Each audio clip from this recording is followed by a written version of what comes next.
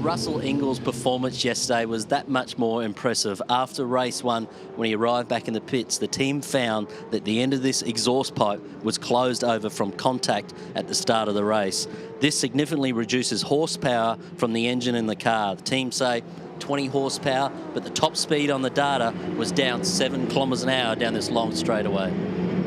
Ingall said right from the beginning he was going to have a very, very hard go, but when he made up so many positions so quickly, he then eased off and went a little more conservatively, but it was a very savvy drive from the enforcer. Where he performed it was on this track right here, Hidden Valley. Neil Crompton talks us through the finer points.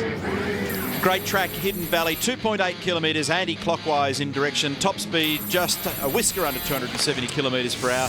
1,133 metres the main straight here, and as always, a difficult track to set up for. Great turn one, about 90 kilometres per hour, that continues around the corner through these high-speed S's. They're fantastic to negotiate. Turn 4, mistakes are made there. The hairpin up in the valley at turn 5, 70 Ks. Through the fast right-handers, 6 and 7. Couple of bumps to watch out for at 8 and 9. And then back onto the front straight. A great track to race on. And not only a great track to race on, a great track to visit. And the crowd is large once again. In the Northern Territory, hospitality is simply amazing. They really embrace this event, and it's great to be up here yet again. I said that there were many things to take from race one. Neil, tell us more, because some people in trouble. Well, in order to deal with this weekend, we should deal with the last round first. And in China, Garth Tander came together with John Bowe. The investigating and prosecuting officer decided to add 35 seconds to his elapsed race time, and therefore he was dropped down the order and also altered the championship points. Marcus Ambrose missed a media and PR appearance in China. He copped a $5,000 fine this past Friday. And also on Friday, in the first practice session here in Darwin, FPR, Ford Performance Racing, were fined $2,500 for having a team member in a prohibited area. He had a radar gun halfway down the main straight checking the opposition's speed. Paul Wheel, he was involved in a fracas with Steve Ellery. Careless driving fine there, $2,500. He also got a drive-through penalty, and so did Steve. And for his part in the coming together with those two guys in race one, he got nailed for $5,000. There have been quite a few others as well, including Brad Jones and Cam McConville. But we are almost set to go racing, and here's how they line up with Todd Kelly in control of this field. And HRT look very strong. It's an exciting grid lead. The Talon Tough Tools grid shows us the results effectively of yesterday's race one. The Holden Racing team have something special here in qualifying. They were on pole yesterday for the 6th consecutive year, and in the race they were very, very strong. I can tell you that Mark Scaife did get away to a much better start than what he did in Shanghai, but Kelly was able to nip just ahead and never look back. Plenty of things to talk about. It seems perhaps maybe the Ford teams might be looking after their tyres a little bit better, and we'll find that out in this much longer race today. Well, yesterday Scaife started on the dirty side of the road, and that hurt him. His initial jump was excellent, but he didn't really get power to the road for the next 50-odd metres. Today the positions are reversed. Tog will be the one dealing with the dirtier side of the road. The Stone Brothers Racing entry of Marcus Ambrose, they've made improvements to that car overnight. Everybody's had a tweak. Yesterday's race was a sprint race over 17 laps, about 20 minutes today, 48 laps, nearly 1 hour of racing. Compulsory pit stop, that's why the green lights are illuminated in the screens at the moment, suggesting to us that they've not taken that compulsory stop for tyres. Strategy will be a key. Watch out for Ingall and Murphy, they're buried in the field. They came up through the pack yesterday. Greg's got difficulties with the handling of the car this weekend. They're running the Perkins Motorsport updated Holden Motorsport engine. Mark Scaife just glimpsing the starters rostrum there. Start from position 2 on the front row. As far as at the top end in the championship points, no positions have changed, but points have fluctuated. Some have got closer, some have spread out. Revs are rising. Race 2, we've got the 2 long ones here today in Hidden Valley. Can Scaife get the jump on his teammate? Yes, he does. Good start. Fairly even, though, from the 2 red machines. Ambrose got away to a flyer. He rockets to the inside. It's Kelly dragging Scaife. Look on the inside. Tander wants through on Lowndes, but he won't get there. It's Todd Kelly who leads him into turn 1, and Ambrose trying to squeeze Scaife. And the two of them are actually making very light contact. They make more contact again in the middle of the turn. Ambrose got him. Darryl Beattie is down at turn 1. How did you see that, Darryl? Yeah, you could see it down into turn 1. Ambrose kept his nose clean. He just stuck it inside Mark, but got good mid-corner speed through 1. It was Scaife who got out on that dirty line and lost the run. Yeah, they were rattling on each other through turn 1, and obviously mispositioned Scaife as we were looking back through the pack, and he's dropped a spot there in the clutches of Craig Lowndes. So Ambrose jumps 1. Kelly is your race leader. Ambrose, Scaife, you ride with Craig Lowndes. Didn't get as good a start as he did yesterday. There's the team keeping entry for Paul Radicic. He and Tander were fighting early on. Tander is fifth. Lowndes looking at Scaife there. Lowndes was racing yesterday, particularly at the back end of the race. The consistency of that car was impressive. They tested something in qualifying in the rear shock absorber with that car, and Craig reported its stability was good. Picked up a little more understeer. We were careful, just setting into a rhythm now. Voice of Craig Lowndes, and we were suggesting at the time that they were rehearsing the kind of setting that they would use for the race. We also noticed in the battle over the course of the weekend between Lowndes and Ambrose a great variety in the way in which they attack this track, and Craig with a very different style to Marcus, and each have their strengths in different parts of the racetrack. Unbelievable first lap from Russell Ingall, 14th to 8th. A massive leap. He would have rounded up plenty on the outside at turn one. If you can just be very careful there and not get carted wide by everybody, there is an opportunity to make ground, and he's done that. He's on the back of Glenn's seat. Standing lap time was a 1:17.0 for Kelly. Then Ambrose, Scaife, Lowndes, Tander, Radicic, Seaton, Ingall, Rick Kelly, John Bowe. That's your top 10. The Dunlop technicians tell us the current ambient temperature 29 degrees. On track it is 35. The general consensus from speaking to a number of the teams, expect the cabin temperature, the working environment for the drivers, to be up around 62 degrees today. They're hoping that that newly mandated roof air duct will help. Zinger replay of the start. Pretty even jump from both the red cars, but Marcus made a very good start, and what that did was enable him to get right up on the bumper of Todd Kelly, and then they were rattling on each other. That is Mark and Marcus down at turn one, and ultimately they swapped positions, and now Mark Scaife's just making a little bit of ground on Marcus Ambrose, and he'll have the eyes on. Tander wanted to come up the inside of Lowndes there too, down on the guardrail, but Lowndes was quick to defend there. You ride here with Mark Scaife, third place. Scaife got a better exit than off four. You'll have a look up the inside here. Oh, not quite. A little bit of contact. Whoa. Just to unsettle. Nothing too hard though. It was return of serve after what happened down at turn one. There's a slight gap opening up between Lowndes and Tander. Tander's trying to go with him. Ingall maintains his spot behind Seaton and Radicic. Seaton feeling confident. Scaife's got problems, has he? No, Large puff of smoke. He locked a brake on the way into 8, which is not unusual because the cars are unweighted there as they're rolling towards the left. It unweights the front left. If you've got too much brake pedal pressure on at the time, you can damage the tyre. So Scaife covered his ground quickly, and Lowndes looked to pounce. The compulsory window for the compulsory stop for tyres opens up at lap 5, closes at 34. Here's the lock-up. Just watch the front left. There we go. Takes him out of position then off the racing line. Hopefully he's not put a mark on that tyre.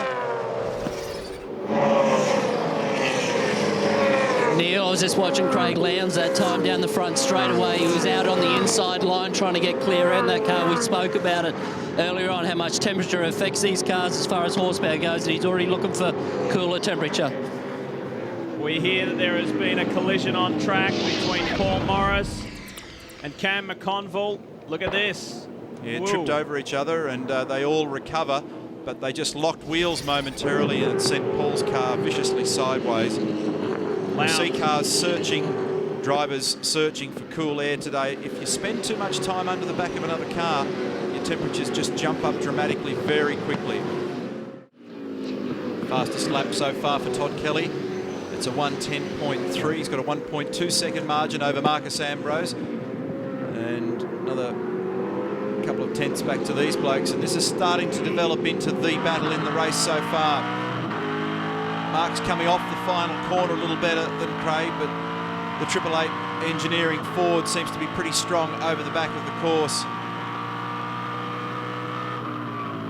It's pretty spectacular vision we saw earlier on with Stephen Richards' crash, heavy crash yesterday. And he is very much in this championship mix. And Ingall is the first in. Richards has made his way from 22nd to 15th, so he's making good progress. As they feel that Russell's being held up at the moment, so the strategy for them is to always seek clear air. Ingall, both rear tyres in this car, good clean stop. Pretty standard. So several people taking the opportunity, including Garth Tander, for their compulsory pit stop. Tander was tucked nicely in behind the leaders there before. That's John Bowe in the Team BOC entry. Just been chipping away at it this morning. I was in their truck at one point. They were just umming and ahhing about some setup options. The HSV dealer team changed rear tyres on Garth Tander's car. It was a good, quick stop. But the message, I think, sounding or listening to the radio communiques before from Barry Hay, the engineer of Russell Ingall, was just, this is going to get you out in some good, clear air, mate. We'll keep the car nice and cool. And it's not just the cool they're looking for. What they're looking for is clear, empty track so that Russell can use the speed that's in that car. And that missing the scales yesterday cost him dearly. And even if you've got a quick car, if you're tangled up with other traffic, it slows you down unmercifully. We've got Stephen Richards stop. Ingall was saying yesterday, obviously, he had no idea that that exhaust pipe had been bent up and taken away 7 kilometres an hour in straight line. And he was tucked in behind Brad Jones and thought he'd be able to grab him on the front straight. And Brad just nipped away and he thought, wow, those engines in the BOC cars aren't bad. Look at this. Ritter shadowing Richards. Rick Kelly vulnerable here to Russell Ingall. Todd Kelly still leader of the race, and this weekend his regular engineer Matt Crawford is not at the racetrack. He's been in contact by phone. As we look at Mark Winterbottom's car, he's had some troubles this weekend, and Matt and his family expecting their first child this weekend, so good luck down there. But the good news, Matty, is that your boy's doing pretty well here in Darwin. Lee, Greg Ritter was shadowing Stephen Richards so much they were actually touching bars, if you like, the front bumper of Greg Ritter's car, riding Stephen Richards as they drove out of pit lane, trying to maximise that 40k an hour speed limit. Ritter's got a real high confidence curve at the moment after Shanghai. He finished just outside the top 10 in 11th yesterday, and I think they found something at FPR, and Greg certainly has found something in his confidence level, being a full-time V8 supercar driver now. Unfortunate for Winterbottom to have more damage. He was tangled up in turn 1 yesterday after qualifying very well. His race didn't work out nearly as good. The front of the pack, Todd Kelly is edging away. He's put another half a second on Marcus Ambrose. It's just under 2 seconds, his lead margin now. Steve Johnson in the West Point Ford rejoins. This is the Ambrose battle. Rather, I should say Russell Ingall on Rick Kelly.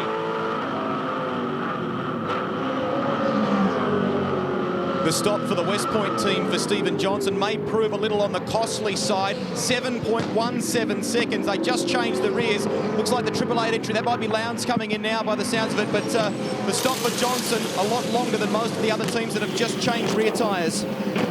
Seems as though, oh, that's costly for Lowndes. Okay, well done. Couldn't get the left rear on. They had to lift the car. Okay, away you go.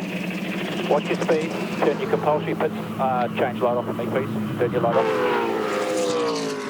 Okay. Yeah, that hurt. That would have been a good 4-odd second delay there.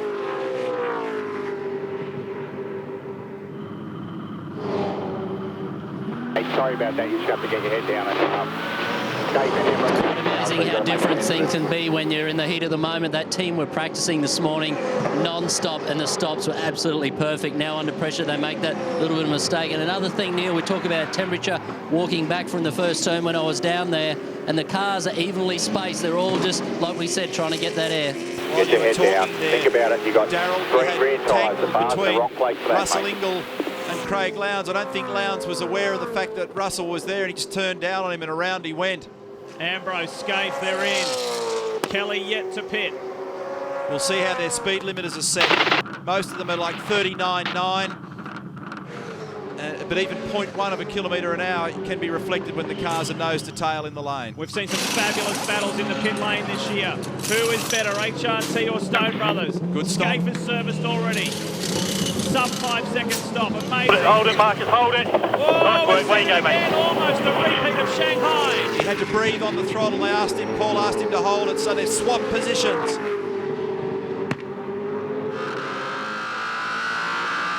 Fabulous work by the Holden Racing team there, and there was nothing in it between those guys and Stone Brothers, and in the end Ambrose had to yield. Greg Murphy has also been serviced. Guys, it took just shy of 5 seconds to change the rears on the Super Cheap Auto Commodore. We're standing by here for Todd Kelly at the Holden Racing Team. But something I've noticed with this team, just in that stop there for Mark Scaife, it was a controlled speed. The way they changed those rear tyres, yes, it was done with haste, but not done with panic. Kelly now in the lane. This is the critical stop. He's got a 9-second lead over Radisich. There's still several drivers that have not taken their service, including Radisich, Seaton, Whincup, Jason Richards. Radisich now goes through to assume the lead of the race as Todd comes in for his service. We will see where he pops out. They proudly display the first to 50 wins on their bonnets, and that's what Todd Kelly helped the team achieve. Ambrose is off in a cloud of dust on his outlap. Wonder if there's more to the story. Did he try a move on Scaife, or did he do it by himself? And look at this, Kelly released onto the track. He's done it up at turn 8. A lot of garbage. Damage to the We'll front check right. the car as you come past the pit lane, Marcus. We'll have a look. He's got no steering. Damage to the front right. He's finding it hard to control the Pertec Ford. They're going to have to bring him into the lane. Why did this happen?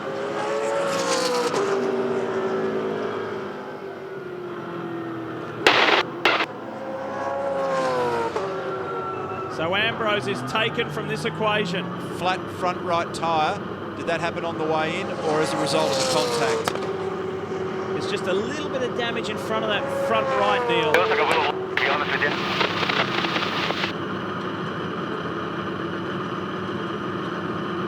Okay, you've got a punch, you will check the rest, Marcus.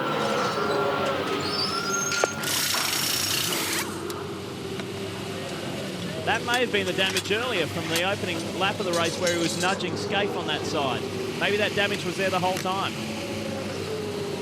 They're having a good look underneath it to see what the problem is, to make sure nothing's bent or broken. We'll have a look at the Zinger replays, might tell more of the story.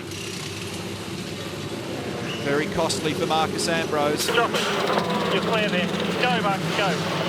You've got wheel behind you.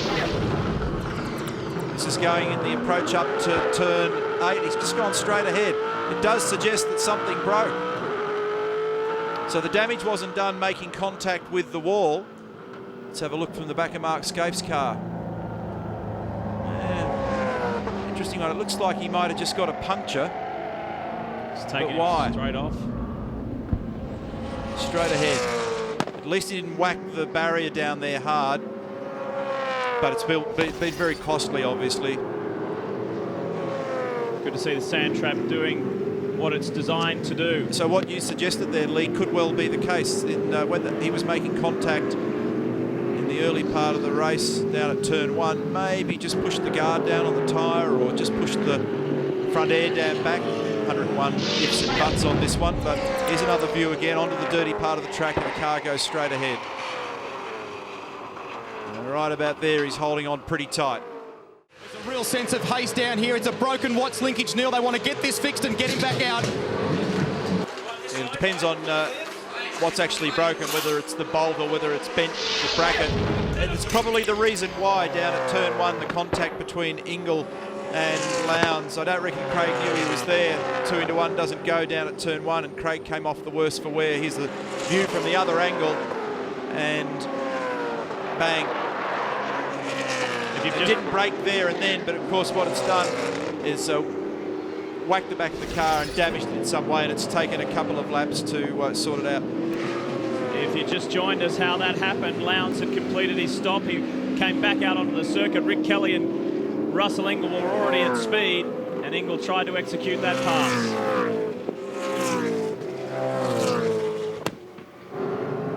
Yeah, so they've obviously just replaced the bolt by the look of it, and he's back in shape. And the way the championship is really structured with the point score as it is, Lee, that all you need to do is just get out there, because you get a remarkable number of points for not doing much at the moment, the way things are. Obviously, it hurts these guys when they don't get the full benefit of the speed of their car, but you know, he's going to score something out of it, and at least they get to fight another day. Keep out there, keep circulating. Jason Richards, Jason Bright and Cam McConville yet to complete their stops. Todd Kelly in 4th overall. You'd imagine he'll inherit the lead. Greg. Neil, you were spot on. It was the broken bolt on the Watts link. They have fixed it and sent Craig Lowndes in a bid to try and keep points. Boy, this could be a championship-changing race with dramas for Lowndes and Marcus Ambrose. Incidentally, 888 are absolutely adamant, as our replay showed, that contact with Russell Ingall is what has started this whole problem.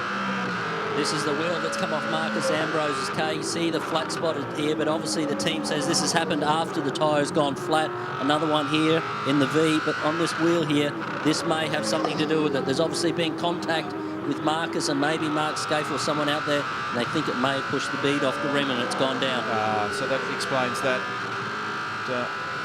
It was a very unusual thing, wasn't it, Darryl? I mean, he just went up into turn 8 there, and all of a sudden the car just went straight ahead. And as you said a moment ago, Lee, this is championship shuffling stuff. Good news for both the HRT guys. Bit of clean air, cool it off a little. This man here came into this race, Marcus Ambrose, with a 103-point lead over his teammate Russell Ingall. Ingall with a much better run, but will he receive some form of penalty? We'll wait till the end of the race to see. They haven't reacted yet. When I say they, I should say he, the investigating and prosecuting officer, Peter Wallerman. There's been no penalty handed out yet for Ingall for that contact with Lowndes. He may get away with it.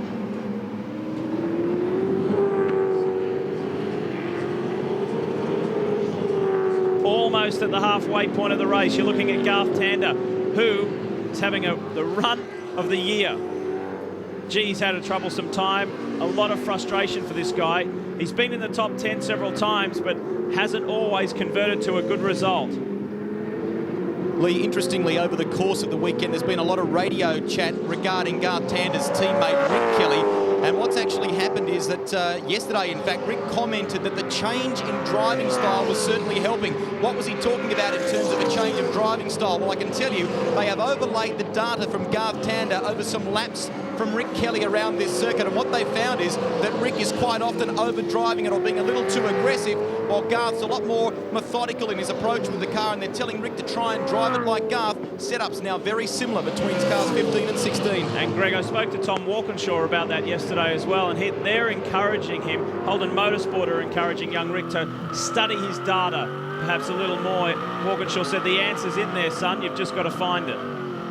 Tander 13th in the first practice, then 7th in qualifying, 6th in the shootout, 5th in race 1. So looks like he's on for a better result in this one as we go on board with Russell currently showing 6th, but Jason Richards, Jason Bright yet to stop. And they've got a 9.5-second margin between them, that is Richards and Bright. So they'll plummet down the order after they take their stop in a pretty long lane here. You spend a long time at 40 kilometres per hour in the Darwin pit lane. Because we've got the time now to elaborate on it, unlike at the top of the show. I mentioned at the top of the show, this man here, Russell Ingall, started from the back of the pack because he failed to go to the scales at the end of normal qualifying, which took him out of the top 10 shootout. You might like to explain that as we look at this great view. Yeah, this is fantastic. Turn 1, so you can have a look at the fancy footwork, and Russell just using a little extra brake pedal to get the nose of the car on line where he wanted, just modulating the brake pedal, flat shifting through 2 and 3, the high-speed S's, and then you'll see that because of the bump, he's got to modulate the brake a little bit there as well. And he missed the scales in qualifying yesterday, so when you come through the chicane at 40 Ks, very easy because of where the lights are positioned to make that mistake, and it's such a catastrophic error because it means instant disqualification from the session, and down the back of the grid he went. Even some of his opponents yesterday said to me that they felt that it was too harsh, not just for Russell, but for those that have suffered it earlier in the year. Look at the hesitancy there, just not 100% sure whether he needed a bit more brake. This is up at 9 and 10. See that progression of throttle from 0 to 100%. If you're looking at a data trace, it's just a nice gentle progression. When a driver is pumping the throttle, it upsets the car. The left foot taps a security tap to make sure that pedal pressure's there when he needs it, so he just squeezes the pistons out of the brake caliper, brings the pads up to the disc so that he gets instantaneous brake bite. And that's a full lap looking at foot cam with Russell Ingall. So very harsh, but they're the rules as they're written at the moment. A lot of people suggesting that it would be a far better deal to have a lollipop up there than just the lights, because if you see the lollipop come out and says stop, it doesn't matter whether you're talking on the radio or whatever, it's a physical intervention, but the light It's certainly caught a few people this year, and when it sends them to the back in this category, that is an extremely harsh penalty. And because of Russell Ingall's extraordinary run through the field yesterday, 34th to 14th, he and team boss Ross Stone were able to laugh about things and have a bit more of a joke earlier this morning. And I said to Ross, what did you think about yesterday? And he said, well, his run through the field wasn't bad. He said the other thing was a mess, yeah. Meaning the mistake. And there's only so much the crew can do. At the end of the day, the onus is on the driver to manage the driving aspects, and it was a clear mistake by Russell, and he knows it, and everybody around him does. Glenn Seaton, 15th in practice one, 12th in qualifying, 8th in race one. Looks like he's on for a decent result this weekend. Still a long way to go in this motor race, and it'll favour those that can look after tyres and be consistent. He's 8th at the moment, and still Richards and Kelly yet to take their CPS, and trouble here for the Fujitsu entry, the Brightech entry of Steve Owen, getting all crossed up at the exit of turn 10. First time at Hidden Valley for Steve Owen. He had a pretty decent run yesterday. He made in top 20. And considering the amount of driving, is he like Alex Davison and Paul Wheel? Is it Murphy? It is Murphy in trouble. He was off down there at turn 1. Here's a bit more of an explanation as to what happened at the final corner. And it's Max Wilson and Steve Owen getting together. It just bucks up the 25 car into the air, and off he goes. So the investigating and prosecuting officer will have a look at that. Here's the replay of turn 1, and it looks like Greg just overshot there. See, they've burnt off on the outside of the paddock there because on Friday several cars went off. So dry up here, they had a very dry, wet season, was setting fire to the grass as now Wright peels in. Wondering if Murphy ran into brake problems there, but they were bleeding those brakes before the start of the race, weren't they? CPS side off, Roger. It's Phil just telling Jason to turn the green light off. They were bleeding the rear brake calipers on Greg's car on the starting line, so maybe he had a little bit of air in the system, and that makes the brake pedal spongy. And of course, you rush down to the corner if you don't have the brake performance that you need. You don't have any extra margin in these cars. If the pedal travels longer and it takes longer to pull it up, you are in trouble. A very wounded looking Orcon Ford. The Zinger replay shows Mark Winterbottom just running on.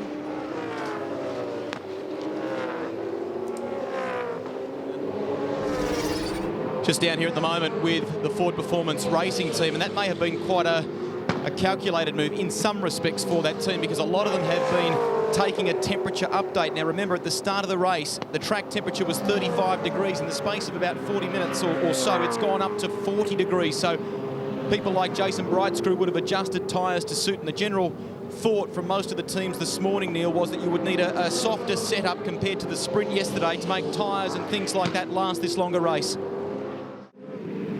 And this equals his best performance so far this year. He was 7th in race 1 in Perth. And he's had a very good car this year. He's been supremely frustrated by a series of little niggles. It does sound like, Neil, that Campbell Little and the 888 team are now treating this race as to a degree, a testing session, because they've just brought Craig in. They said, we've got nothing to lose. Craig came in. They made a wholesale change to the rear roll centre, going up dramatically, a number of turns up. Lee, the mention of those Dodo cars in the top 13 this morning before this race. Obviously, we know they've been hampered by an electrical problem or a misfire in one of those cars, sometime Jason Richards' car. They had that car of Whincups this morning on a chassis dyno, and they worked on it for hours and hours. And I said to the team just now, have you fixed it? And their fingers are crossed. So far, so good. So too for this man, Team Kiwi Racing's Paul Radisich, who's nicely in the top 10 in 8th place, and both he and Greg Murphy at this stage have leapfrogged Craig Lowndes in the championship points as a result of that contact with Lowndes and his subsequent visit to pit lane and the pit box. So a series of doubles here, Lee. You got both of the HRT cars in the top 10. You got both of the HSV dealer team cars in. You've got both of the Dick Johnson Racing West Point entries in the top 10.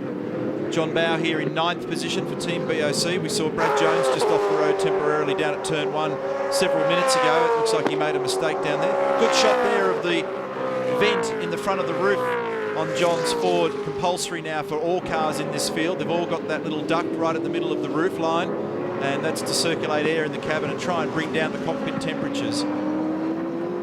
They experimented at the end of last year with a duct that actually went the other way. It was more of a scoop that was proud of the roof. This one is inverted and just ducts air into the cabin. and that way it doesn't disturb the airflow over the roof and, more importantly, to the rear wing, which provides downforce to these cars. So Ambrose, as he continues to try and regain ground, is on the back there of Bauer, but he's down in 32nd position. Murphy, meanwhile, is 16th, and a lot of big names scattered through this field at the moment. Probably the bloke who, considering where he was yesterday, who's got away with it, at this point at least, is Stephen Richards. He's up in 11th position, and so he will get points, and that's valuable for his championship. Reminding you of our Super Cheap Muscle Mania competition, and for all of you who have spent $30 or more at Super Cheap Auto, have already entered the V8 Muscle Car Mania competition. Here's your chance for some bonus entries. You can see the code there, Commodore, which is displayed on Murphy's dash, and you simply have to SMS that as many times as you like to 1977 5151 for our Australian viewers, and for New Zealand folks, SMS 8844. This week's winner receives a driver training course and a friend, for themselves and a friend, at the HSV Driver Training Day at Phillip Island, with special instruction from Greg Murphy and Paul Wheel, plus $5 grand worth of Super Cheap Auto products. Well done. Good luck. Get involved. See that big lever off the steering column of that car at Greg's as well. It's a handbrake in the car. We must have a look one day when someone's starting a car off the start line. They actually use the handbrake to load the car against the brake to try and make a better start. Here's this little battle that's raging between Jason Richards and Glenn Seaton, positions 6 and 7. And it looks like Jason's got a bit of extra pace at the moment. Remember, he's on much younger tyres. Yeah. So he's got a much more competitive situation underneath him at the moment. I would imagine that he'll probably pretty easily pluck Glenn off, perhaps in the braking area as soon as turn 1. And other teams will have noted the strategy displayed from Wally Story and Dodo Racing. Stay out longer and you're reaping the rewards. Not quite close enough on Seaton down in turn 1. Then he thinks about it again. Can't quite get there. There's always nail biting involved when you second guess yourself. He did, you can see it. He thought about it, and then he backed away, and then he had another think because Glenn stayed a little bit high. But I often wonder when everybody dives in at the very beginning of the race, and then they, in this case, have to do 43 laps on a set of rears. And if you look at the elapsed time, he's going to have a big rush here. Jason's going to have to be very careful. He's playing aggressive. If he rushes at Glenn from too far out, it's going to end in the two of them banging heads. It's pretty simple in this race. Staying out longer will reward you. Look at this. Richards all over Seaton. He'll be getting counselled by his team at the moment. Jason finished the race. He's had some patchy results this year. Just needs to play this one carefully. He's got extra speed. He needs to use it wisely. A further example is Ron Harrop watches on anxiously from Dodo Racing. Another example of staying out longer rewards you is Jason Wright with the drive of the weekend, 34th to 10th in this race. Fabulous effort from Jason Wright. Look at this, Seaton the defensive line, Richards the big lunge, and it's going to pay off. He's on the dirty side though, but he does get through. In the end, Glenn yields. Not much you can do when you don't have the grip available, and Jason gets through cleanly. Welcome back to the closing laps here at Hidden Valley in Darwin, round 6 of the V8 Supercar Championship Series. An anxious moment for Andrew Jones. Ran off the circuit, couldn't refire the car, but there was a fire underneath his car. Marshals were quickly on the scene. Andrew was able to get out of the car. He's okay. The car needing some attention. Well, it had some sort of an oil leak, and so Andrew chose to take it off the road there and try and not make the race line dirty. The problem is that the grass is so dry and the car's so hot, up she went. Neil, I've just spoken to GRM engine man Mike Excel. He says he's had a look at the data trace and there was a sudden drop-off, I think, in oil pressure, and he believes it may be a hose that's come off of some kind. No details yet on whether the engine has any bad damage. Darryl? An update on Russell Ingall's car. There was a complaint there of a misfire. I just spoke to the team. They said it's more, they think, in the shift cut, in the gear change. His splits are good. It's probably rattling Russell more than anything. This will be a fabulous scrap to the end. Late race, safety car period with the Wright Patton Shakespeare car on track. The guys get a chance to have a breather, the tyres get a break, and we get a fascinating final 4 laps in this race. The run to home. They've actually been out there long enough now that the tyres will have cooled out significantly and the pressures will have gone down as the lights are off the WPS safety car. So You've also got to be a little bit careful that you don't ask too much of your brakes and rubber when you get back on it, because all of a sudden you don't have the same level of grip and security beneath you. The temperature outside at the moment is 32. The track is 40 degrees.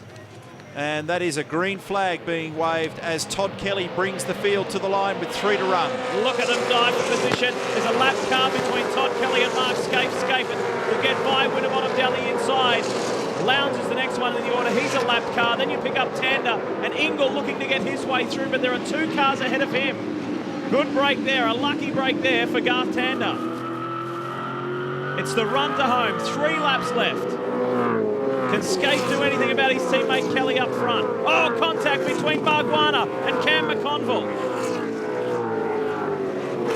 And as he was going backwards, then he just clipped the back of the Valvoline car, which has broken the boot assembly in the rear wing. You'll have to be very careful with that. And problems too for Ritter.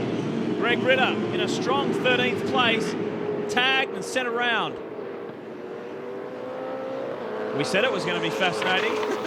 It's always a scramble when there's a fast race to home after a late race caution. It's HRT 1 and 2. And here's the battle for third between Tander and Ingle. Remember that Jason Richards is on young rubber in the number 3 Dodo Racing entry. And he looks pretty quick at the back end of this race. So here's a replay of what happened on the exit of turn 1. Oh, several cars involved in that. I think the 2 Super Jeep Auto cars may have been tangled up there at one point. So, and then here's the incident that involved Greg Ritter, replay at turn 4, and that is Jamie Whincup that was alongside him, and Ritter off to worse for wear. And Ritter, staying in that, was able to pull the car out of harm's way, avoiding contact with others. Ingle very close now to the back of Tander, and it's Paul Wheel who's come in the Super Cheap Auto Racing Commodore. Lowndes, remember, is out of the mix. They had a broken Watts link bolt in that car after the contact with Russell Ingle down at turn 1 very early in the race, if you've just joined us. 2 good scraps going on at the moment, Ingle v Tander in this one. It's Rick Kelly defending from a very fast Jason Richards in the Dodo Commodore. And time running out, 2 laps left to run, not even that. No driver has ever done the clean sweep here at Hidden Valley. Is Todd Kelly on his way to achieving that? And McConville in. We just saw him with that incident with Jason Bargwanna. A troublesome race for the Gary Rogers pair. Final lap. Kelly with his teammate right there. Ingle's got some ground to make up. And look at this, Rick Kelly defending from Jason Richards. Strong run for Glenn Seaton. Good 7th spot. Yeah, valuable points for Glenn. Bad day for Marcus Ambrose. Not even showing in the top 27 on our computer, so he will get some points, but not as many as he wanted. And this is a fascinating contest between these 2, Tander and Richards. We will tell you all about those championship points at the end of this race before race 3. Ambrose had a 103-point lead coming into it. That will not be the case now with his teammate Russell Ingle, who's second in the championship, sits 4th right at the minute. Final lap in this second race, the longer one, 48 laps. It's been a tough ask for these guys, but Kelly has handled it beautifully. From pole position, got the jump, has not looked back. It has been a faultless weekend for Todd Kelly. 2 from 2 for the man who won in Shanghai and is on his way to winning here in Darwin. Great work from the Holden Racing team. Another 1-2. And 3rd for Garth Tander, his best result of the year. It's his first podium of the year. And the men in red celebrate again. They're getting used to it. And you cannot help but look at Jason Bright's performance as well. He finished in 9th and started 34th. Outstanding performance. Ingle, who had to do what Bright just did yesterday, 34th to 14th, and then he went from 14th to 4th. Thanks, mate. Tom Walkinshaw congratulating his guys. When you're coming back, mate, Strong day for Holden. a bit, mate, to make sure there's no pickup stays on them. Just trying to make sure that there's none of that debris rubber that's deposited around the track being picked up by the hot tyres. So try and stay on race line was the message then. And I was going to make a comment at one point during the middle of the race, Lee, that around the side of the race line. It did look very dirty. Here's the unofficial confirmation of race 2. Todd Kelly and Mark Scaife make it a Holden 1-2 with Garth Tander. He'll be pleased with that, only 2 odd seconds behind in third. Then Russell Ingall, Rick Kelly, Jason Richards, Glenn Seaton, Paul Radisich, Jason Bright and John Bow. That is the top 10 on the VB scoreboard. Some guys in there getting personal bests for 2005. Ellery responded nicely after a frustrating day yesterday, and Stephen Johnson just keeps chipping away. It's all about championship points. Well done, young Alex Davison, from the back of the field to 17th. Nice work. Yeah, it's not too bad. It was a little bit cooler than last year with, I think, the time of the year and maybe that roof vent. But as far as the car, we made a few changes after the first race, which was a good little preview, that race, to see what the car was going to do, and it was a lot better then. So, yeah, it was a good race. Well, one of the drivers to stop relatively early in the game. How were the rear tyres at the end? Yeah, they weren't bad. We saved a reasonable set for the second stint, and we've got a few up our sleeve now for the last race. So it's been a good weekend so far. If I can just keep it clean now and get good points, we'll just see how it goes. Start seemed critical here. You did a good job on that today, and we wish you all the very best in the final one. Thank you. Well, Garth, strong showing from you again. Yeah, really happy with that, Daz. The car was considerably better than yesterday. It was a gamble pitting that early because we didn't know how long the tyres were going to hang in, but guys did a great stop and we jumped a few there, and then the pace was really consistent once we put the fresher tyres on the rear. It was really consistent. Russell probably had a bit more pace than us in the middle part, but I knew our car would be really strong at the end. It did the same thing yesterday, so just hung on as long as I could, and that safety car actually threw us a bit of a curveball because I gave Russell a bit of a chance. But great job by the guys. They've been working really, really hard all year, and to finally get a top 3 results, fantastic for them. Hey, mate. Thanks, Garth. Thanks, mate.